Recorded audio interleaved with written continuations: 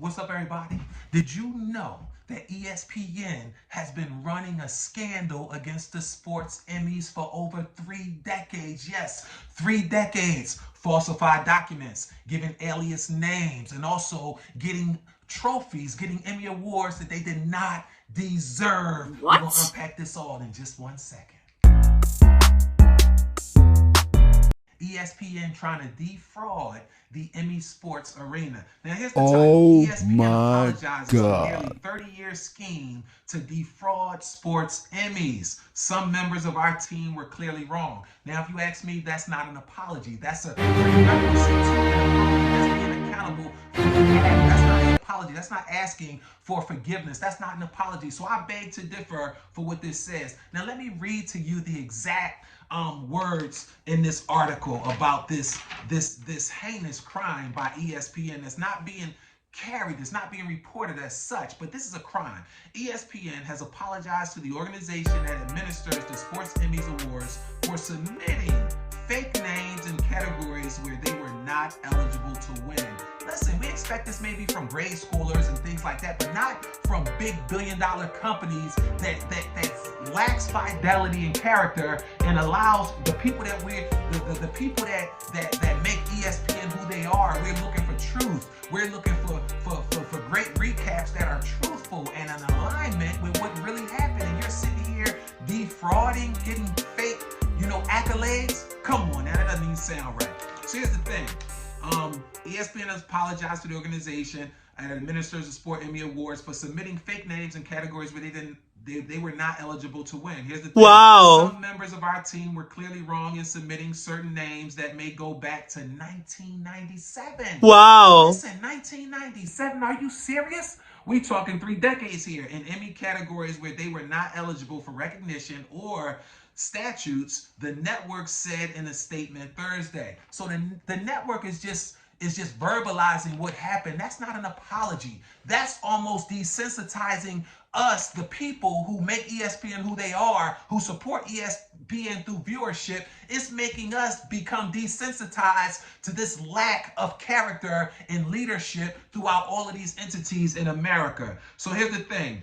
The Emmy scam was first revealed by The Athletic, which reported that ESPN personalities like Kirk Herbstreit, Lee Corso, and Desmond Howard on College Game Day were given awards they were not entitled to. What kind of example are we setting for our children, for the athletes themselves? What kind of example are we setting with a sports media entity like ESPN doing heinous crimes like this? See, yes, you heard me right. See, this was no evidence, the report said, that any of our on-air winners knew what happened. Come on now.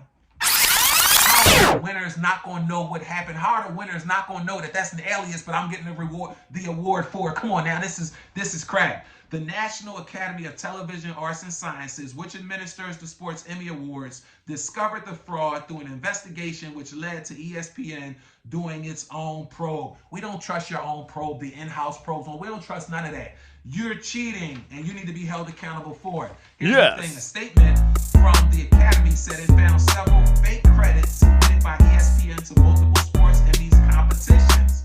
Right? One ESPN senior management was alerted. The network took steps to take responsibility for the actions of its personnel, to investigate thoroughly and to course correct. Those steps included returning statutes issued to fictitious individuals, the Academy said. Okay, you return some trophies, you return some things. What's the punishment?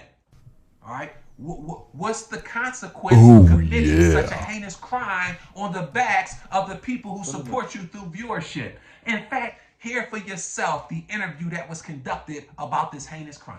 ESPN apologizing following a report that fake names were submitted by some of its employees over several years, I think dating back to the 90s, to win Emmy Awards that they were not entitled to. Yeah, this is interesting. Xavier Walton joins us live right now to explain all of these allegations. Xavier? Well, Marky, Adrian, you just talked about it. This went on for quite some time, dating back more than a decade, and we were talking about dozens of awards won using this scheme. So let's simplify for everybody at home. Managers at ESPN created a system using fake names to win their talent More Emmy Awards, College Game Day, an extremely popular sports show, is at the center of it all. The Sports Network broke the National Academy of Television Arts and Sciences double dipping rule. So what is that? Well, the rule said on-air hosts could only win individual awards like Outstanding Host or Emerging On-Air Talent, but they were not eligible to win show-wide awards. In other words, the Academy didn't want on-air talent winning 2 awards for the same show, aka double dipping.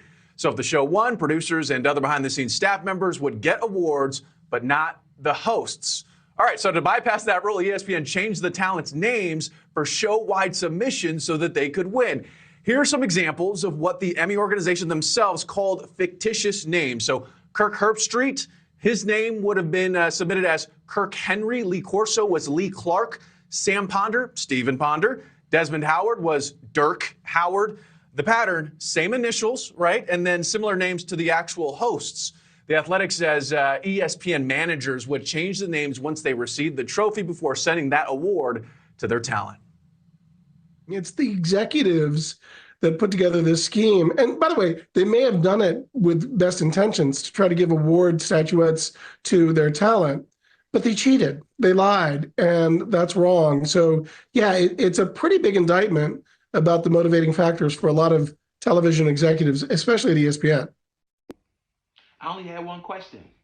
Where is the integrity? Where's the integrity? We also see this in the products that ESPN promotes, which are the sports teams. We see them losing integrity as well. And without integrity, without character, we have nothing. Listen, the most important asset that a leader must possess is character. And the reason why is because character protects your ability. Like many people would have said, listening skills, command, problem solving. Those are great attributes a leader must possess, but character protects the integrity of those other abilities. Character is the number one ability, number one asset a leader must possess. So, and this is demonstrated because we're losing character in our government. That's the highest entity in America, the government. Right? So because the government is lacking character, all the other entities under it is lacking character as well. It takes on the form of the ultimate entity. The ultimate entity, the behavior of the ultimate entity permeates all other entities. Now we're seeing it in sports. How about not to mention, listen, I love football. Football, sports, not just football, all sports have been a major part of my life since childhood. But now it's hard for me to even watch my love football because the integrity is being stripped out of the game, and they're forcing us, the public, the ones that make your entity a reality, forcing us to accept mediocrity, right? And that's the problem with this. ESPN did not apologize. They admitted fault. They are being accountable for what did happen. Apology got to come next. Please accept my apology for. I didn't see that. I didn't hear this arrogance. It's almost like entitlement. It's almost like we don't have to apologize. Now let's look at sports. It's the same thing happening in football. We don't got to apologize even though we got a referee sitting with the analyst to help the audience understand these calls and eliminate some of the deficits that the audience, that the fans have regarding calls in football. You got a head official sitting with the analyst, and we're still getting calls wrong, and the head official is admitting it. I don't know what they saw. I don't agree with this call. But you're forcing us to accept it. You're desensitizing us to mediocrity, right? Because if you know it's a wrong call, if New York agree it's a wrong call, if you, the head official, agree that it's a bad call downstairs to the officials. The phone is right there. They got the earplug in their ear as well. And let them know to change the call. You can do that, but you're not doing that. What is ESPN doing? See, you're saying you're apologizing. What's the repercussion for this? What's the punishment for this? Where are the sanctions, right? See, we see this in sports. Let's talk about gambling. See, once football made FanDuel and DraftKings an official sponsor of the NFL, they indirectly said we're compromising the integrity of the game for money, right? And now you're seeing ESPN compromise the integrity of their entity for fake praise, for fake accolades. Like, what is this coming to?